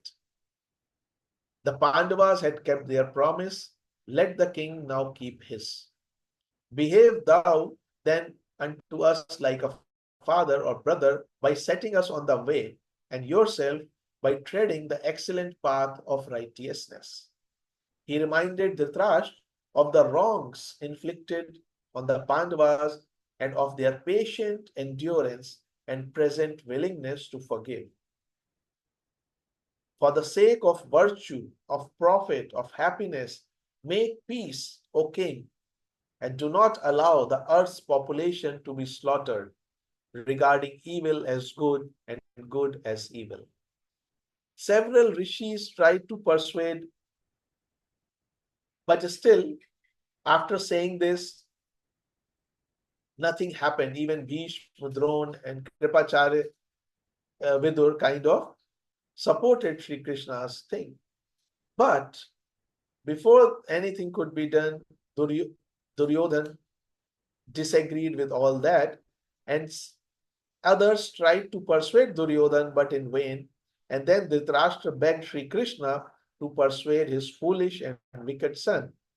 Even Dhritarashtra was turning, to understand what Krishna was saying and the benefit of that.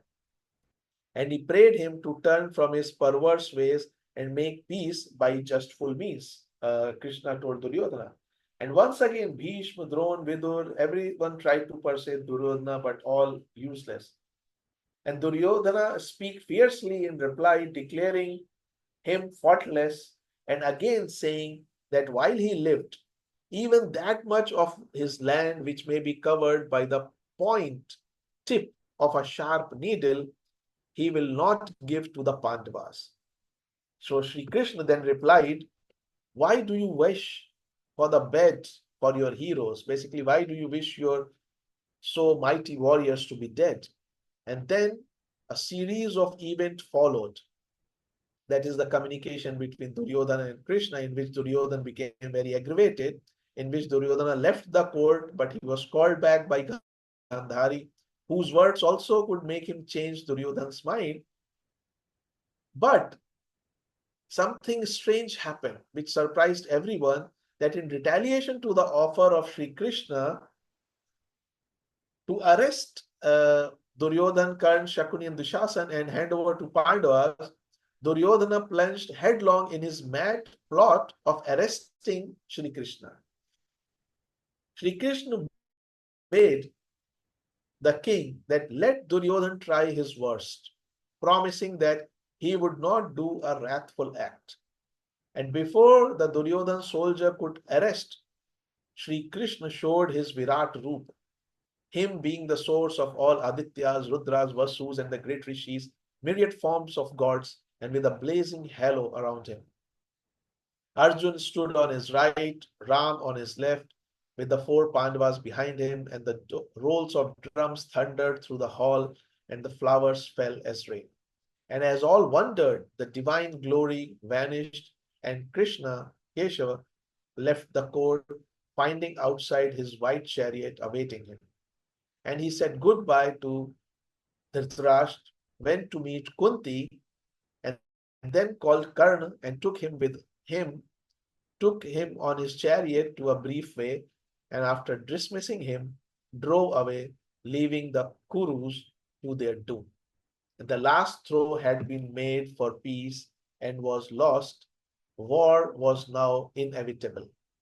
Still, after all this, Bhishma and Drona tried all in their power to persuade Duryodhana to give up war and embrace peace, but to no avail. Any Besant raises a query here that why did Bhishma and few good men like him choose to fight on the side of Adharma instead of on the side where lay their hearts and the blessings of gods? Especially Bhishma, whose life was the embodiment of duty, righteousness, and justice, and Drona, who loved Arjun as his own son.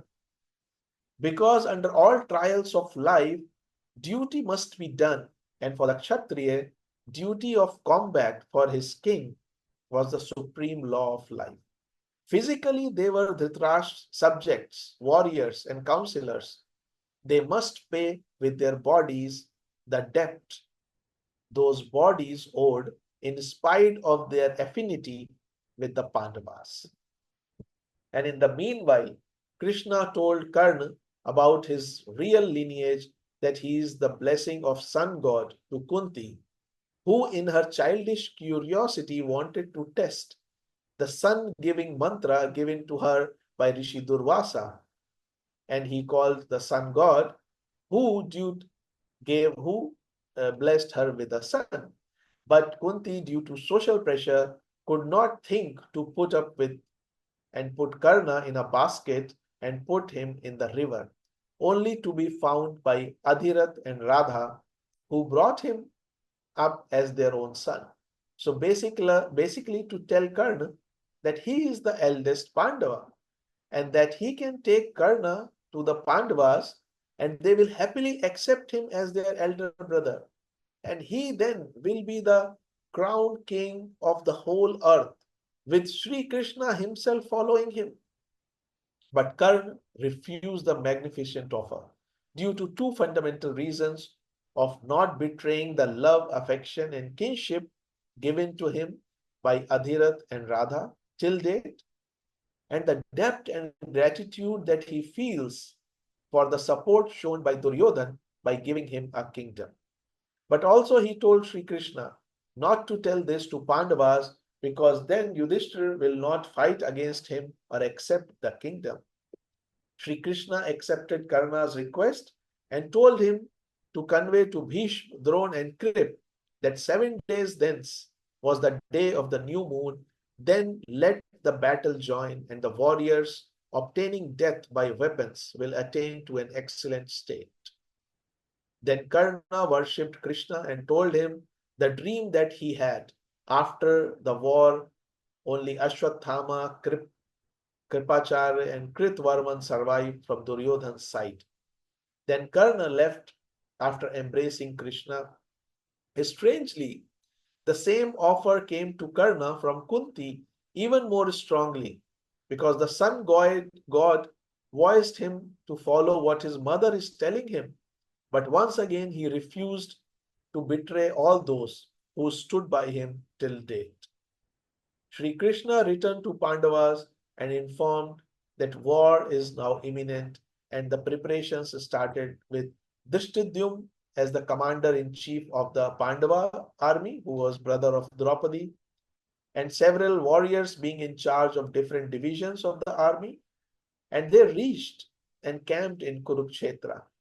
On the Kuru side, Bhishma was made the chief commander, and with both armies ready to go to war, Udyoga Parva comes to conclusion, and Bhishma Parva starts next, which tells the 10 days fighting of Bhishma and contains the immortal, incomparable Bhagavad Gita. With this, the second session ends. Thank you, Shikhar ji, and I would request Mrinal ji to please continue in Marathi. Thank you. Thank you Taralji, thank you Shikharji. भाग 2, शांतता किंवा युद्ध, उद्योग पर्व. पुनर्मिलन आणि लग्न सोहळ्याच्या उत्सवानंतर स्वाभाविक प्रश्न उभा राहिला, राज्य कसे परत मिळवायचे. पांडवांनी आपल्या 12 वर्ष वनवास व 1 वर्ष अज्ञातवासाची प्रतिज्ञा पाळली होती. पण आता प्रश्न होता की दुर्योधन आपले वचन पाळून पांडवांना अर्धे राज्य परत देईल का. राजा द्रुपदाच्या विराटाच्या दरबारात सर्वांचे लक्ष श्रीकृष्णाकडे होते, ज्यांनी सर्वांच्या मनातील विषय काढण्याची अपेक्षा होती.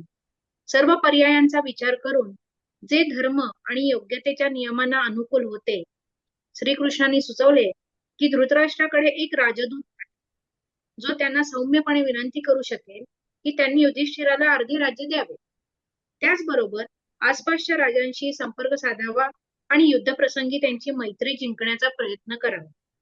द्रुपदाच्या पुरोहिताला या उद्देशासाठी पाठवण्यात आले, तर सर्व भागातील योद्धे आपापल्या बाजू घेण्यासाठी एकत्र जमू लागले. दोघेही, दुर्योधन आणि अर्जुन, श्रीकृष्णांच्या शक्तिशाली सहाय्याची साथ मिळवण्यासाठी इच्छुक होते, म्हणून ते दोघेही श्रीकृष्णांना भेटण्यासाठी गेले. दुर्योधन आढ्यतेने श्रीकृष्णाच्या पलंगाच्या त्यांच्या डोक्याशी असलेल्या सुंदर सिंहासनावर बसला, तर अर्जुन विनम्रपणे श्रीकृष्णांच्या पायाशी हात जोडून उभा राहिला. जेव्हा श्रीकृष्ण झोपलेले होते, श्रीकृष्ण जागे झाल्यावर त्यांनी प्रथम अर्जुनाला पाहिले आणि नंतर दुर्योधनाला. श्रीकृष्णांनी दोघांना त्यांच्या भेटीचा हेतू विचारल्यावर प्रथम दुर्योधनाने युद्धामध्ये त्यांच्या सहाय्याची मागणी केली आणि त्याचप्रमाणे अर्जुनानेही विनंती केली. जरी दुर्योधन आधी आला होता तरी श्रीकृष्णांनी अर्जुनाला प्रथम पाहिले होते, त्यामुळे त्यांनी दोघांनाही मदत करण्याचे वचन दिले. त्यांनी एका बाजूला 10 कोटी शक्तिशाली सैनिकांची सेना आणि दुसऱ्या बाजूला स्वतःला न शस्त्र घेणारा आणि न लढणारा असे 2 पर्याय दिले. अर्जुनाला लहान असल्याने पहिली निवड करण्याचा अधिकार होता आणि क्षणाचाही विलंब न करता अर्जुनाने श्रीकृष्णांची निवड केली, तर दुर्योधनाने आनंदाने शक्तिशाली सेना स्वीकारली. अर्जुनाची श्रीकृष्णांना आपल्या रथाचा सारथी बनवण्याची अनेक दिवसांची इच्छा या प्रकारे पूर्ण झाली. पांडव आनंदित होते, कारण जिथे श्रीकृष्ण आहेत तिथे विजय असतो. बलरामाने कोणत्याही बाजूने लढायला नकार दिला. दुर्योधनाने हुशारीने पांडवांचे मामा शल्य, मद्र देशाचे राजा यांना आपल्या बाजूने लढण्यासाठी फसवले. पांडवांना सामील होण्यासाठी जाताना शल्यांच्या मार्गावर भव्य मांडव उभे केले आणि त्यांचे उत्तम आदरातिथ्य केले. हे सर्व कोणाचे आयोजन होते हे स्वीकारण्यात आल्यावर दुर्योधनाने स्वतःला सादर केले आणि शल्याला सेनापती होण्याची विनंती केली. शल्याने काहीही मागू शकतो असे आधीच वचन दिल्याने हसगत झाली. शल्याने ही गोष्ट पांडवांना सांगितली. युधिष्ठिराने त्यांच्या कृतींशी सहमती दर्शवली, परंतु त्यांच्याकडून वचन घेतले की कर्णाला अर्जुनाविरोधात लढताना ते त्याचे मनोधैर्य खचवतील आणि अर्जुनाचे संरक्षण करतील. कर्णाचा उत्साह कमी करण्यासाठी त्याच्या शत्रूचे कौतुक करतील. दरम्यान द्रुपदाच्या पुरोहिताने धृतराष्ट्राच्या दरबारात न्यायाची याचना केली, ज्यास भीष्मांनी पाठिंबा दिला, परंतु कर्णाने त्याचा उद्धटपणे अपमान केला. ज्यामुळे धृतराष्ट्राने हस्तक्षेप करून पुरोहिताला सन्मानपूर्वक निरोप दिला आणि सांगितले की सल्लामसलत केल्यानंतर ते संजयाला पांडवांकडे पाठवतील. संजयला अनेक सन्माननीय संदेशांसह पांडवांकडे पाठवण्यात आले, परंतु कोणतेही समाधानी आश्वासन दिले नाही. संजयाने फक्त शांततेची विनंती केली. युधिष्ठिराने कडक शब्दात उत्तर दिले की युद्ध कोणालाही नको आहे, परंतु राजा व त्याचे पुत्र न्याय नाकारून युद्ध करण्यास भाग पाडत असतील तर त्याने स्पष्ट केले की इंद्रप्रस्थ मिळाले पाहिजे. संजयाने युद्ध टाळण्याचा सल्ला दिला. त्यावर श्रीकृष्णांनी युधिष्ठिराच्या विनंतीवर उत्तर दिले की न्याय पांडवांच्या बाजूने आहे आणि ते क्षत्रियांच्या कर्तव्यातून माघार घेऊ शकत नाही. श्रीकृष्णांनी सांगितले की ते स्वतः कुरूंना भेट देऊन एकमत साधण्याचा प्रयत्न करतील, अन्यथा युद्ध अटळ आहे. त्यानंतर युधिष्ठिराने संजयाला एक संदेश पाठवला, ज्यामध्ये दुर्योधनाच्या वागण्याला अनुचित म्हटले आणि इंद्रप्रस्थ परत द्यावे अथवा युद्ध करावे असे स्पष्ट केले. त्याचबरोबर धृतराष्ट्र, भीष्म आणि विदुरासाठी काही प्रेमळ शब्द तसेच दुर्योधनासाठी क्षमेचे संदेश देखील होते. संजयच्या परतल्यानंतर दुर्योधनाच्या दरबारात खूप दीर्घ आणि विसंवादपूर्ण चर्चा झाली. भीष्म आणि द्रोण युद्धाच्या विरोधात होते, परंतु धृतराष्ट्राने आपल्या पुत्राचा सल्ला घेतला, ज्यांना त्यांच्या विशाल सैन्याच्या आकारामुळे आणि भीष्म, द्रोण, कृप, अश्वत्थामा, कर्ण यांच्यासारखे महान योद्धे त्यांच्या बाजूने असल्यामुळे विजय निश्चित वाटत होता आणि स्वतःलाही तसा विश्वास होता. संजयाची मते विचारल्यावर त्याने विनंती केली की गांधारी आणि व्यासांना बोलावण्यात यावे आणि त्यांच्या समोर त्याने धृतराष्ट्र आणि दुर्योधनाला सांगितले की वासुदेव हे काळ आणि मृत्यूचे अधिपती आहे. जिथे ते असतात तिथेच विजय असतो. तरीही दुर्योधन आपल्या निर्णयावर ठाम होता. निराश होऊन दोघांनी, धृतराष्ट्र आणि गांधारीने त्याला फटकारले आणि व्यासांनी राजाला स्वतः जनार्दनापुढे नव्हते घ्यावे असे सांगितले. कार्तिक महिन्यात श्रीकृष्ण हस्तिनापूरच्या दिशेने आपल्या महत्वाच्या शिष्टाईसाठी निघाले. जरी युधिष्ठिर त्यांच्या सुरक्षेची काळजी घेत होते. दुर्योधनाला हे कळल्यावर त्याने श्रीकृष्णांच्या आगमनासाठी अत्यंत भव्य तयारी केली. दुर्योधनाने विविध टप्प्यांवर भव्य मंडप उभारले, पण केशवाने त्याकडे एक नजरही न टाकता त्यांना पार केले. राजाला योग्य सन्मान दिल्यानंतर ते विदुरांच्या घरी गेले आणि तिथे पांडवांच्या दुःखी आईला भेटले. स्वाभाविक दुःखाच्या उद्रेकानंतर क्षत्रियांची वीरवृत्ती कुंतीच्या बोलण्यात प्रकट झाली आणि तिने आपल्या प्रत्येक पुत्रासाठी एक प्रेरणादायक संदेश पाठवला. ज्या क्षणासाठी एका क्षत्रिय स्त्रीने पुत्राला जन्म दिला आहे, ती वेळ आता समोर आली आहे. जर तुम्ही ही वेळ गमावली आणि काहीही साध्य न करता गप्प बसलात, तर आज जरी संपूर्ण जग तुमचा सन्मान करत आहे, तरी तुमच्याकडे तुच्छतेने पाहिले जाईल आणि जर ही तुच्छता तुमच्यावर आली तर मी तुम्हाला सदा सर्व काळासाठी सोडून जाईल. जेव्हा वेळ येते तेव्हा प्राण जो सर्वात प्रिय असतो तोही त्यागायला हवा. कुंतीचे सांत्वन केल्यानंतर श्रीकृष्ण दुर्योधनाला भेटण्यासाठी गेले, परंतु त्याने भोजनाचे आमंत्रण दिले असता श्रीकृष्णांनी अन्न घेण्यास नकार दिला. दुर्योधनाने गोडपणे पण कपटी हेतूने त्यांना कारण विचारले. श्रीकृष्णांनी उत्तर दिले, शिष्टावान त्यांचे काम यशस्वी झाल्यानंतरच जेवतात. एक व्यक्ती दुसऱ्याचे अन्न तेव्हाच खाते जेव्हा ती दुसऱ्याविषयी प्रेम अनुभवते, किंवा एखादी व्यक्ती दुसऱ्याचे अन्न खाते जेव्हा ती संकटात असते. सध्या तुम्ही प्रेमप्रेरित केलेले नाही किंवा मी संकटात नाही. तुमच्यात असलेल्या दुष्टतेमुळे हे अन्न माझ्यासाठी योग्य नाही. विदुराने दिलेले अन्नच मी खाईन असे म्हणून श्रीकृष्ण उठले आणि दुर्योधनाला सोडून विदुरांच्या घरी परतले. पुढच्या दिवशी सकाळी श्रीकृष्ण धृतराष्ट्रांच्या दरबारात गेले. सर्वांचे लक्ष त्यांच्याकडे होते आणि निशब्द शांतता होती जोपर्यंत त्यांनी शांतता मोडली नाही. हे भरतवंशी, कुरु आणि पांडवांमध्ये शांतता प्रस्थापित व्हावी आणि वीरांचा संहार होऊ नये यासाठी मी येथे आलो आहे. श्रीकृष्णाने गोड शब्दांनी सुरुवात केली. धृतराष्ट्राला एक मोठे कुटुंब असल्याचे फायदे आणि दुसरीकडे कुटुंब गमावण्याचे तोटे सांगितले. पांडवांनी त्यांचे वचन पाळले, आता राजाने त्याचे पाळावे. आमच्याशी वडिलांसारखे किंवा भावासारखे वागा आणि आम्हाला योग्य मार्ग दाखवा आणि स्वतःही धर्माच्या उत्तम मार्गावर चला. त्यांनी धृतराष्ट्राला पांडवांवर झालेल्या अन्यायाची आठवण करून दिली आणि त्यांच्या सहनशीलतेची आणि सध्याच्या क्षमाशीलतेची आठवण करून दिली. राजन, धर्म, लाभ आणि आनंदासाठी शांती करा आणि पृथ्वीवरील लोकसंख्येचा संहार होऊ देऊ नका. जे वाईट आहे ते चांगले म्हणून समजू नका. काही ऋषींनी दुर्योधनाला समजावण्याचा प्रयत्न केला, परंतु त्याचा काहीही उपयोग झाला नाही. नंतर धृतराष्ट्राने स्वतः श्रीकृष्णांना विनंती केली की त्यांनी त्यांच्या मूर्ख आणि दुष्ट पुत्राला समजवावे.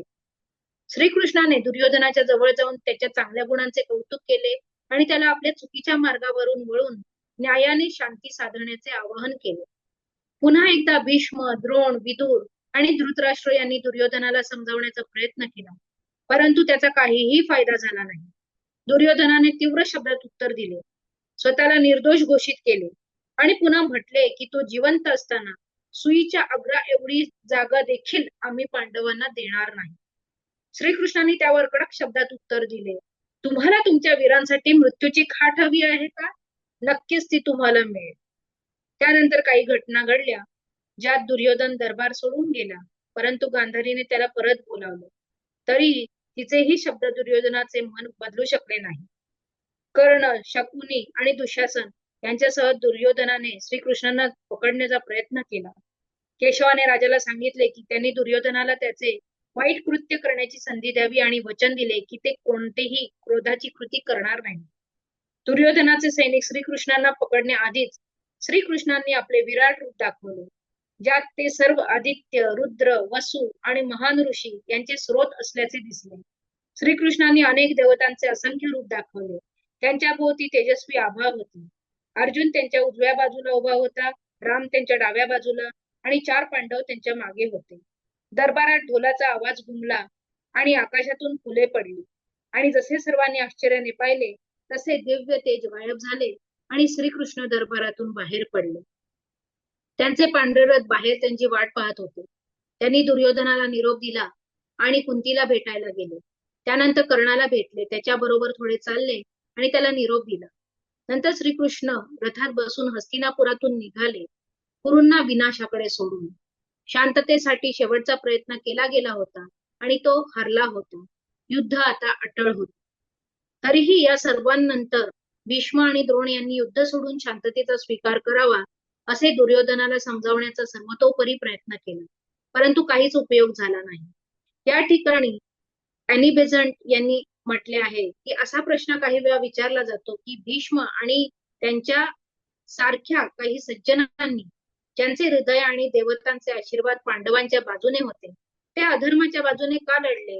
विशेषतः भीष्म, ज्यांचे जीवन कर्तव्य, धर्म आणि न्यायाचे प्रतीक होते, आणि द्रोण, ज्यांनी अर्जुनावर आपले स्वतःच्या पुत्रासारखे प्रेम केले.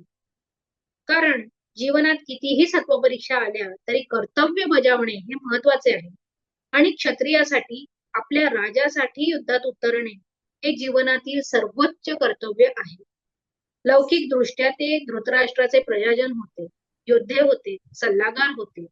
त्यांच्या देहांनी ज्यांचे ऋण होते ते फेडणे आवश्यक होते, जरी त्यांचे मन दुसऱ्या बाजूशी जोडलेले असले तरी. दरम्यान श्रीकृष्णाने कर्णाला त्याच्या खऱ्या वंशावळीची माहिती दिली की तो सूर्यदेवाचा आशीर्वाद होता कुंतीसाठी. तिच्या बालिश जिज्ञासेमुळे तिने ऋषी दुर्वासांनी दिलेला पुत्रप्राप्तीचा मंत्र वापरला, परंतु सामाजिक दबावामुळे कुंतीने कर्णाला एका टोपलीत ठेवून नदीत सोडले, जिथे तो अधिरथ व राधाला सापडला, ज्यांनी त्याला आपला मुलगा म्हणून वाढवले. श्रीकृष्णाने कर्णाला सांगितले की तो पांडवांचा ज्येष्ठ भाऊ आहे आणि ते त्याला मोठ्या आनंदाने स्वीकारतील. श्रीकृष्णाने त्याला हे देखील सांगितले की पांडवांच्या बाजूला आल्यास तो संपूर्ण पृथ्वीचा राजा होईल आणि श्रीकृष्ण स्वतः त्याचे अनुसरण करतील. पण कर्णाने हा उत्कृष्ट प्रस्ताव 2 प्रमुख कारणांमुळे नाकारला. अधिरथ आणि राधाने त्याच्यावर केलेले प्रेम, आपुलकी आणि नात्याशी विश्वासघात न करणे, आणि दुर्योधनाने त्याला दिलेल्या राज्याबद्दल, त्याच्या ऋणाबद्दल कृतज्ञता व्यक्त करणे. तसेच कर्णाने श्रीकृष्णाला सांगितले की त्यांनी पांडवांना हे सत्य सांगू नये, कारण तेव्हा पांडव त्याच्या विरुद्ध लढणार नाहीत किंवा राज्य स्वीकारणार नाहीत. श्रीकृष्णाने कर्णाची विनंती मान्य केली आणि त्याला भीष्म, द्रोण आणि कृप यांना सांगितले की 7 दिवसांनी अमावस्या आहे तेव्हा युद्धाला प्रारंभ होईल आणि योद्ध्यांना शस्त्रांनी मृत्यू प्राप्त होऊन ते उत्कृष्ट अवस्थेला पोहोचतील. त्यावर कर्णाने श्रीकृष्णांची पूजा केली आणि त्यांना सांगितले की त्याला स्वप्न पडले आहे की युद्धानंतर फक्त अश्वत्थामा, कृप आणि कृतवर्मा हेच दुर्योधनाच्या बाजूने जिवंत राहतील. नंतर कर्णाने श्रीकृष्णांना मिठी मारून निरोप घेतला. आश्चर्याची गोष्ट म्हणजे कुंतीकडून कर्णाला तसाच प्रस्ताव आला, तोही अधिक ठामपणे, कारण सूर्यदेव स्वतः त्याला सांगत होते की त्याने आईचे ऐकावे. पण पुन्हा एकदा कर्णाने त्याच्यावर विश्वास ठेवलेल्या लोकांच्या विश्वासघात करण्यास नकार दिला. श्रीकृष्ण पांडवांकडे परतले आणि त्यांना कळवले की युद्ध आता अटळ आहे आणि तयारी सुरू झाली. धृष्टद्युम्नाला पांडवांच्या सैन्याचा सेनापती बनवण्यात आले आणि अनेक योद्ध्यांना सैन्याच्या वेगवेगळ्या विभागांचा प्रमुख बनवण्यात आले. आणि त्यानंतर पांडवांचे सैन्य कुरुक्षेत्रावर पोहोचले आणि तिथे छावणी उभी केली. कुरूंच्या बाजूने भीष्मांना मुख्य सेनापती बनवले गेले आणि दोन्ही सैन्य युद्धासाठी सज्ज झाल्यानंतर उद्योग पर्व समाप्त होते आणि त्यानंतर भीष्म पर्वाची सुरुवात होते, ज्यात भीष्मांचे 10 दिवसांचे युद्ध वर्णिले आहे आणि त्यात अमर अतुलनीय भगवद्गीतेचा समावेश आहे. इथे दुसरा भाग संपतो. धन्यवाद. बहुत बहुत धन्यवाद अर्चना जी। आपसे निवेदन है कि आप हिंदी में पाठ ना करें। धन्यवाद तरल जी, मृणाल जी और शिखर जी। अब हम दूसरे भाग की तरफ बढ़ते हैं। अब शांति या युद्ध, उद्योग पर्व। पुनर्मिलन और विवाह समारोह के उत्सवों के बाद स्वाभाविक प्रश्न उठा कि राज्य कैसे पुनः प्राप्त किया जाए। हालांकि पांडवों ने 12 वर्ष के वनवास के और 1 वर्ष के अज्ञातवास के अपने वचन का पालन किया। अब प्रश्न ये था कि दुर्योधन पांडवों को राज्य वापस करने के अपने वचन को पूरा करेगा या नहीं। विराट के दरबार में सभा में राजा द्रुपद और सभी की निगाहें उस विषय को खोलने के लिए श्री कृष्ण पर टिकी थी, जो उनके सबके दिल में यही था। धार्मिकता और औचित्य के नियमों के अनुरूप सभी विकल्पों पर विचार करते हुए उन्होंने धृतराष्ट्र के पास एक राजदूत भेजने की सलाह दी और उनसे आधा राज्य युधिष्ठिर को देने के लिए विनम्रतापूर्वक प्रार्थना कर सके और साथ ही आसपास के राजाओं से संपर्क कर उनसे गठबंधन की प्रार्थना कर सके। युद्ध की स्थिति में द्रुपद के पुजारी को इस उद्देश्य के लिए भेजा गया था, जबकि सभी हिस्सों से योद्धा संबंधित पक्ष लेने के लिए इकट्ठा होने लगे थे। दुर्योधन और अर्जुन दोनों ही शक्तिशाली केशव के गठबंधन को सुरक्षित करना चाहता थे, जो उनकी यादव सेना थी उसकी। इसीलिए वे दोनों उनसे मिलने गए। दुर्योधन अहंकार पूर्वक पलंग के सराहने एक सुंदर सिंहासन पर बैठ गया, जबकि अर्जुन शयन कर रहे श्री कृष्ण को विनम्रता पूर्वक प्रणाम करते हुए उनके चरणों में हाथ जोड़कर खड़ा हो गया। जागने पर श्री कृष्ण ने पहले अर्जुन को देखा और फिर दुर्योधन को। आने का कारण पूछने पर दुर्योधन ने सबसे पहले युद्ध में उनकी मदद की बात की और अर्जुन ने भी यही अनुरोध किया। हालांकि दुर्योधन पहले आया था, लेकिन चूंकि श्री कृष्ण ने अर्जुन को सबसे पहले देखा था, इसीलिए उसने दोनों की मदद करने की पेशकश की। उन्होंने एक तरफ 10 करोड़ शक्तिशाली सैनिकों की सेना की पेशकश की और दूसरी तरफ खुद निहत थे और युद्ध न करने वाले थे। छोटा होने के कारण अर्जुन के पास चयन का अधिकार था और उसने एक पल भी झिझक के बिना श्री कृष्ण को चुना, जबकि दुर्योधन ने अपने हिस्से में आई शक्तिशाली सेना को खुशी खुशी स्वीकार कर लिया। अर्जुन की श्री कृष्ण को अपना सारथी बनाने की लंबे समय की लंबित इच्छा इस तरह पूरी हुई। पांडव प्रसन्न थे, क्योंकि जहां श्री कृष्ण है वहां विजय है। बलराम ने तो दोनों तरफ से लड़ने से इनकार कर दिया। दुर्योधन ने चतुराई से पांडवों के चाचा, जो मद्र के राजा शल्य थे, उनको अपने पक्ष में लड़ने के लिए फंसा लिया। शल्य जब पांडवों से जुड़ने के रास्ते में जा रहे थे, उसके रास्ते में बहुत सारे मंडप बनवाए, जहां उनका शानदार मनोरंजन किया गया। और यह पूछे जाने कि ये सब किसने व्यवस्थित किया था, दुर्योधन ने खुद को पेश किया और कुछ भी पेश किए जाने पर उससे उच्च इच्छा की और शल्य से प्रार्थना की कि वे उसकी ओर से युद्ध करें। शल्य ने ये बात पांडवों को बताई। युधिष्ठिर ने उसके कार्यों से सहमत थे, लेकिन उन्होंने एक वादा किया कि उन्होंने कर्ण को और अर्जुन के साथ जब युद्ध में खदेड़ जाए तो कर्ण को हतोत्साहित करे और अर्जुन की रक्षा करे, अपने शत्रु की प्रशंसा करके कर्म के उत्साह को कम करे। इस बीच द्रुपद के पुजारी ने धृतराष्ट्र के दरबार में न्याय की गुहार लगाई, जिसका समर्थन भीष्म ने किया, लेकिन कर्ण ने उसे बेरहमी से रोका, जिसके परिणाम स्वरूप दुर्योधन ने हस्तक्षेप किया और पुजारी को विनम्रतापूर्वक बर्खास्त कर दिया, इस संदेश के साथ कि वह उचित विचार विमर्श के बाद संजय को पांडवों के पास भेजेंगे। संजय को घायल राजकुमारों के लिए कई प्रशंसात्मक संदेशों के साथ भेजा गया था, लेकिन दुर्योधन ने कोई निवारण का वादा नहीं किया और संजय उन्हें देखकर केवल सामान्य सिद्धांतों पर शांति का आग्रह कर सके। युधिष्ठिर ने कुछ कठोरता से उत्तर दिया कि कोई भी युद्ध नहीं चाहता, लेकिन राजा और उनके पुत्र न्याय से इनकार करके इसे मजबूर कर रहे थे और इंद्रप्रस्थ उन्हें दे दिया जाए। किसी भी कीमत पर युद्ध टालने के संजय के सुझाव पर युधिष्ठिर के अनुरोध पर श्री कृष्ण ने कहा कि न्याय करना पांडवों के हाथ में है और वे क्षत्रिय का कर्तव्य नहीं छोड़ सकते, और ये कहकर निष्कर्ष निकाला कि वह स्वयं प्रयास करने के लिए कौरवों के पास जाएंगे, कोई समझौता करेंगे, अन्यथा अनिवार्य रूप से युद्ध होगा। तब युधिष्ठिर ने संजय को एक संदेश के साथ वापस भेजा, जिसका सार ये था कि दुर्योधन के कार्य अनुचित है और उनका कोई औचित्य नहीं है, और या तो इंद्रप्रस्थ को वापस दे दो या युद्ध करो। साथ ही दुर्योधन, भीष्म और विदुर के लिए भी कुछ प्रेमपूर्ण शब्द और दुर्योधन को क्षमा का संदेश भी भेजा। दुर्योधन के दरबार में संजय की वापसी के बाद एक लंबी और असंगत चर्चा हुई। भीष्म और द्रोण युद्ध के खिलाफ थे, लेकिन धृतराष्ट्र ने अपने पुत्रों की सलाह पर ध्यान दिया, जिन्हें अपनी सेना से के आकार और इस तथ्य को देखकर जीत निश्चित महसूस हुई कि भीष्म, द्रोण, अश्वत्थामा, कृपाचार्य, कर्ण जैसे महान योद्धा उनके पक्ष में थे, और वो स्वयं भी तो थे। उनकी राय पूछे जाने पर संजय ने अनुरोध किया था कि गांधारी और व्यास को भी बुलाया जाए, और उनकी उपस्थिति में उन्होंने धृतराष्ट्र और दुर्योधन से कहा कि वासुदेव समय और मृत्यु के भगवान हैं, जहां वे हैं वहां जीत होगी। लेकिन फिर भी दुर्योधन टस से मस नहीं हुआ। निराशा में पिता और माता दोनों ने उन्हें धिक्कारा, और व्यास ने राजा को स्वयं जनार्दन के सामने झुकने को कहा। कार्तिक के महीने में युधिष्ठिर की सुरक्षा की चिंता के बावजूद श्री कृष्ण हस्तिनापुर में के अपने महत्वपूर्ण कार्य के लिए निकल पड़े। जब दुर्योधन को यह पता चला तो उसने उनके आगमन के लिए अत्यंत भव्य तैयारी करने का आदेश दिया। दुर्योधन ने विभिन्न चरणों में भव्य भव्य मंडप बनवाए, लेकिन केशव, कृष्ण ने उन सभी के सब पास से गुजर गए, उन पर एक नजर भी नहीं डाली। राजा को यथोचित प्रणाम करने के बाद वे विदुर के घर गए, और वहां उन्होंने पांडवों की शोक में डूबी हुई मां को देखा।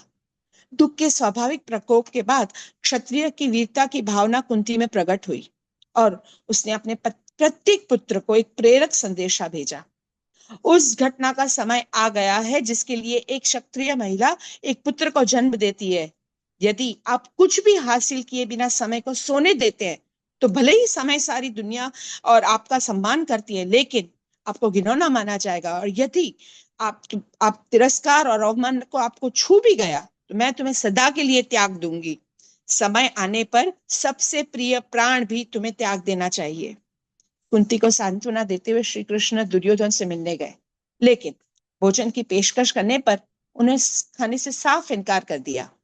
दुर्योधन ने धीरे से लेकिन कपटपूर्ण उद्देश्य से बात करते हुए पूछा, क्यों, आप खा क्यों नहीं रहे हैं? तो कृष्ण ने उत्तर दिया कि दूत अपने काम सफल होने के बाद ही खाते हैं। इसके अलावा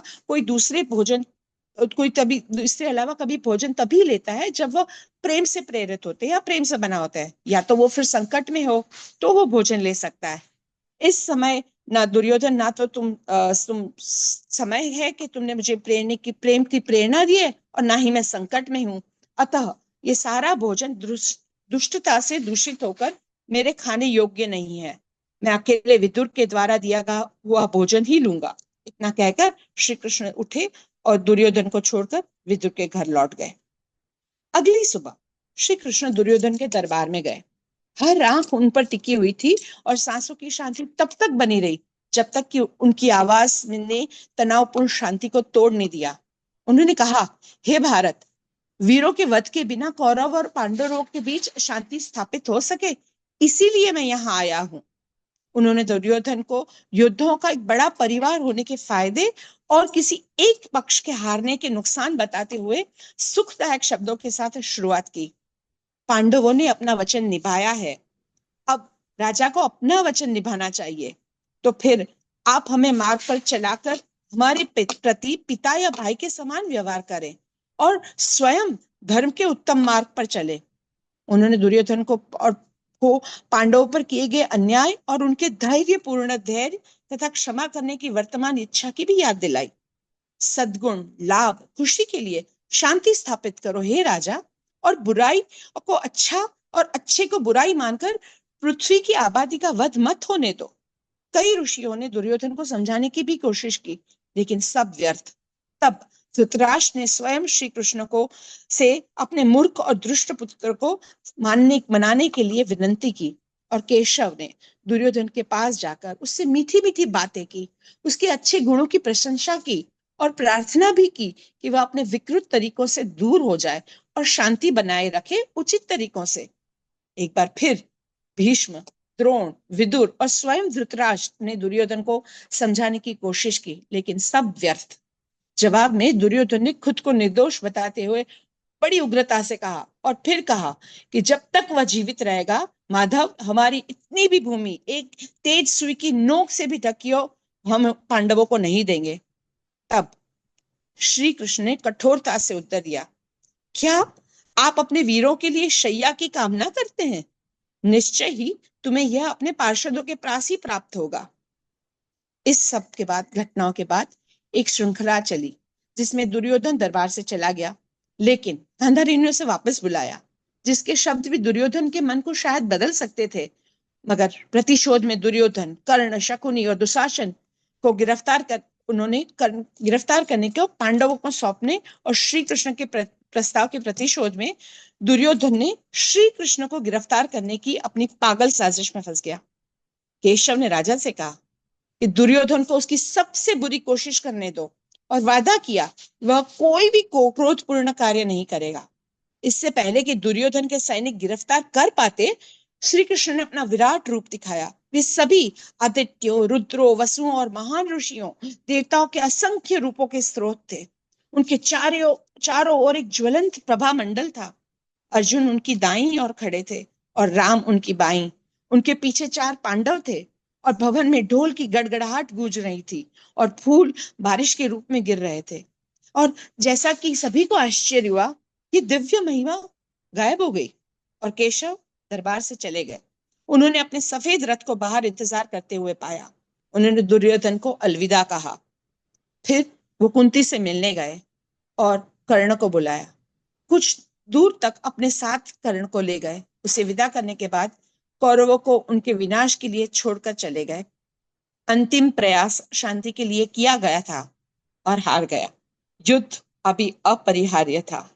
फिर भी इस सब के बाद भीष्म और द्रोण ने दुर्योधन को युद्ध छोड़ने और शांति अपनाने के लिए मनाने की पूरी कोशिश की, लेकिन कोई फायदा नहीं हुआ। अब यहाँ एनी बेसेंट जी को एक प्रश्न उठता है कि भीष्म और उनके जैसे कुछ अच्छे लोग ने अपने दिल और देवताओं के आशीर्वाद के बजाय अधर्म के पक्ष में लड़ने का फैसला क्यों किया?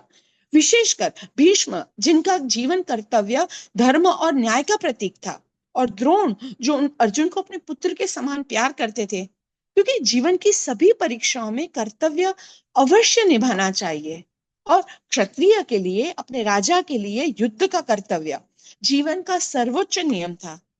शारीरिक रूप से वे धृतराष्ट्र के अधीन योद्धा और पार्षद थे।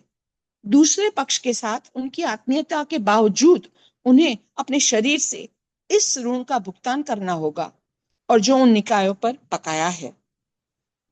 ये सब होने के बाद इस बीच कृष्ण ने कर्ण को उसकी वास्तविक वंशावली के बारे में बताया कि वह कुंती, जो बचपन में अपनी बचकानी जिज्ञासा में ऋषि दुर्वासा द्वारा दिए हुए गए पुत्र मंत्र का जाप करती है और उसका परीक्षण करती है, और सूर्यदेव से कर्ण पैदा होते हैं। सूर्यदेव के आशीर्वाद से उनको ये पुत्र मिला है, परंतु सामाजिक दबाव के कारण वो ऐसा नहीं कर सकती थी कि वो रख सकती थी। इसलिए उन्होंने उसके साथ न रखने के बजाय इसलिए कर्ण को एक टोकरी में डाला और नदी में बहा दिया। मगर सदनसीब से अधिरथ और राधा ने उसे ढूंढ लिया। उन्होंने अपने बेटे के रूप में उसे पाला। तो मूल रूप से कर्ण को यह बताने के लिए कि वो सबसे बड़ा पांडव है और वह कर्ण को पांडवों के पास ले जा सकते हैं और खुशी से अपने बड़े भाई के रूप में उसे स्वीकार कर लेंगे, और फिर वह पृथ्वी का राजा भी बनेगा और स्वयं श्री कृष्ण उसके पीछे चलेंगे। ये सब कृष्ण ने कर्ण से कहा, लेकिन कर्ण ने 2 मूलभूत कारणों से इस शानदार प्रस्ताव को अस्वीकार कर दिया। पहला, एक तो अधिरथ और राधा द्वारा आज तक दिए गए प्यार, स्नेह और रिश्तेदारी को वो धोखा नहीं देना चाहता था। दूसरा, दुर्योधन द्वारा उसे राज्य देकर दिखाए गए समर्थन के लिए वह ऋण और कृतज्ञता महसूस करता है। लेकिन उन्होंने श्री कृष्ण से ये भी कहा, कर्ण ने, कि वे ये बात पांडवों को न बताएं, क्योंकि जब पांडव ये बात जानेंगे तो उसके विरुद्ध युद्ध नहीं करेंगे या राज्य भी स्वीकार नहीं करेंगे। श्री कृष्ण ने कर्ण के अनुरोध को स्वीकार कर लिया और उससे भीष्म, द्रोण और कृपाचार्य को यह बताने के लिए कहा कि अगले 7 दिनों तक अमावस्या का दिन है, 7 दिनों के बाद अमावस्या का दिन है, फिर युद्ध में सम्मिलित हो जाओ और योद्धा शस्त्रों से मृत्यु को प्राप्त होकर उत्तम राज्य को प्राप्त हो जाएंगे। तब कर्ण ने कृष्ण की पूजा की और उन्हें अपना स्वप्न भी बताया कि कर्ण को स्वप्न आया था कि युद्ध के बाद दुर्योधन की सेना में से केवल अश्वत्थामा, कृपाचार्य, कृतवर्मन जीवित है, ऐसा उसको स्वप्न आया था। फिर कर्ण ने कृष्ण को गले लगाकर चल दिए।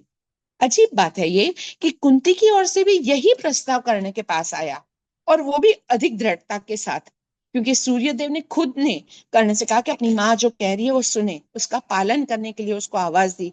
लेकिन एक बार फिर कर्ण ने सभी को धोखा देने से इनकार कर दिया और आज तक उसके साथ जो खड़े थे उसके साथ रहने का फरमान किया। श्री कृष्ण ने पांडवों के पास लौटकर बताया कि युद्ध अब आसन है और पांडव सेना के प्रधान सेनापति के रूप में धृष्टद्युम्न को और सेना के विभिन्न प्रभागों के प्रभारी को कई योद्धा के साथ तैयारी शुरू हो गई। उन्होंने कुरुक्षेत्र में पहुंचकर डेरा डाल दिया। कुरु की ओर से भीष्म को मुख्य सेनापति बनाया गया और दोनों सेना युद्ध के लिए तैयार होने के साथ उद्योग पर्व संपन्न होता है। और इसके बाद भीष्म पर्व शुरू होगा, जिसमें भीष्म की 10 दिनों की लड़ाई के बारे में बताया गया है और इसमें अमर अतुलनीय भगवद गीता भी शामिल है। यही दूसरा पाठ समाप्त होता है। धन्यवाद। बहुत बहुत धन्यवाद तीनों वक्ताओं को। और काफी समय तो हो ही गया है। मैंने इस बार एक एक्सपेरिमेंट किया है कि शुरू से मैं चैट बॉक्स में ही सारे स्पीकर्स का इंट्रो डाल दूंगा। जब हम ये स्टडी क्लास लेते हैं तो वो ज़्यादा सटीक भी रहेगा, किसी को कॉपी करना है तो कॉपी भी कर सकता है। और आप तीनों का क्या सुझाव है, और कोई और सुझाव देना चाहें तो? नहीं नहीं, बिल्कुल सही सुझाव है सर, और उससे समय की भी बचत हो जाती है जिसको हम उसमें जी जी। यूज कर सकते हैं। तो मैंने आज वो कर दिया शुरू। अच्छा। अब चूंकि समय तो 8:22 हो गए, त्योहार का दिन है, तो हाँ मैं जी सोचता जी। हूं कि मैं पहले तो रिकॉर्डिंग स्टॉप कर देता हूँ